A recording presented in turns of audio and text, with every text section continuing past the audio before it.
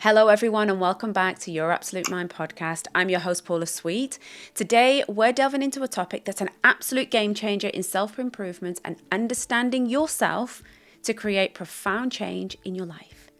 In today's episode, I'm going to be talking about something called the Hawthorne Effect, which some of you may not know, and to be honest, it's something that I myself only recently learned more about. Now, before we jump into the Hawthorne Effect and how you can use it, I wanted to quickly mention the Your Absolute Mind app. If you haven't checked it out yet or subscribed, please do consider it. Now, for as little as the price of a cup of coffee a week, you'll have access to brand new daily guided meditations delivered to you every single morning, a really simple journal to document how you feel, and some daily inspiring and uplifting quotations, along with hundreds of mental health tools and techniques that are super simple for you to learn and become mentally healthy. After all, that's what so many of us here are seeking, right? Now, on to today's episode. In the pursuit of our personal growth and learning, we often find that comfort becomes the silent enemy that creeps in for most of us.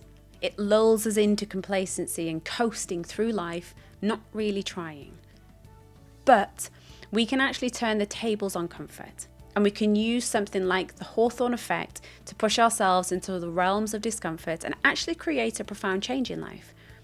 We actually have a comfort crisis happening in our modern life, and the Hawthorne Effect helps us to embrace the uncomfortable, which in turn can drive us to take action and engage with our challenges and grow from them.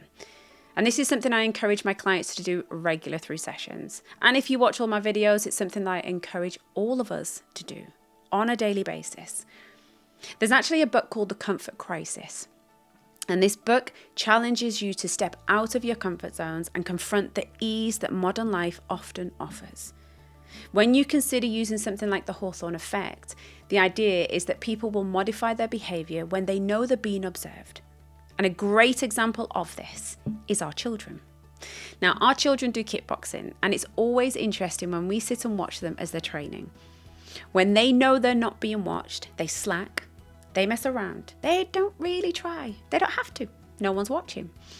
However, the second they know they're being watched by their coach, it's a different story. They push hard, they don't stop, even when they're puffing for breath, they keep on going. In fact, when I train with my husband, this is something that he does too. When the coach comes around, he will push himself so hard, much harder than he has done all through the session. It's actually become a running joke between the two of us, just how much he changes when he's being watched by coach. So by deliberately placing ourselves in situations where our efforts and progress are visible, we create a psychological incentive to push beyond our usual boundaries and come out of our comfort zones. So the question is, how can you start to use the Hawthorne Effect for yourself and to push through your boundaries and grow? You want to start with some self-observation. Keep a diary, not only of habits, but also of the moments when you've chose comfort over challenge. And this is something I've actually been really guilty of the past few weeks, is choosing comfort over challenge. And I've been skipping my morning workouts. I've been choosing to lay in my nice warm bed instead of getting up, facing discomfort, knowing that I will feel better if I did.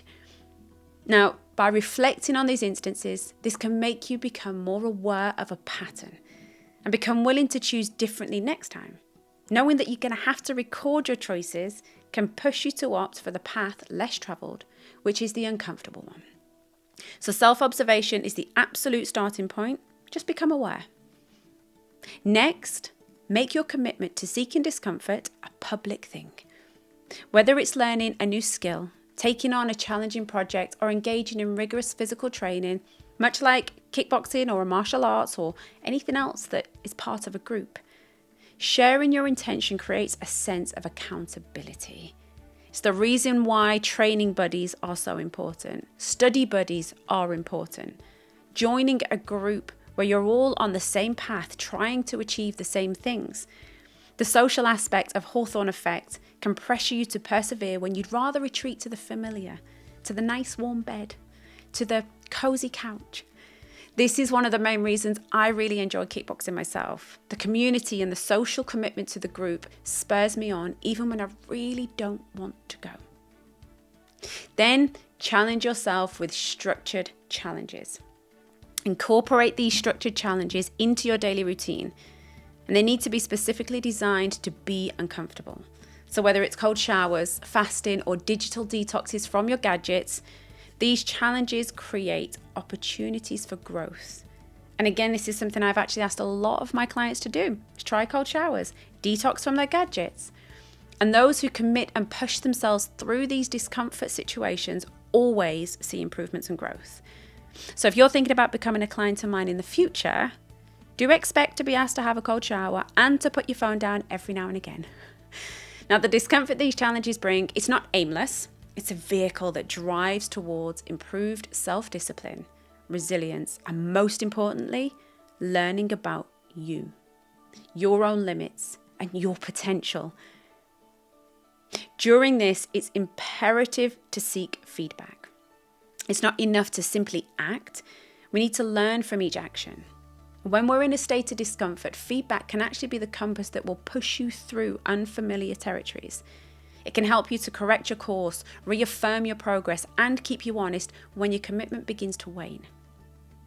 Furthermore, to help you on your journey of this growth and using the Hawthorne Effect to its maximum, you could think about joining a community that values growth through discomfort. It could be a workout group like a martial arts group, running clubs, CrossFit, a mastermind, or even a book club that tackles challenging reads. When we're in a position where we observe others in their own pursuit of growth and being observed in turn, creates this powerful dynamic and encourages us more and pushes us more, creates more growth. And this is where the Hawthorne Effect thrives, as the community's collective eye helps us to ensure that we're not just going through the motions, but we're genuinely pushing our boundaries. And finally, reflect on the rewards that your uncomfortable learnings have brought. The Hawthorne Effect pushes us towards these rewards by making incremental progress visible.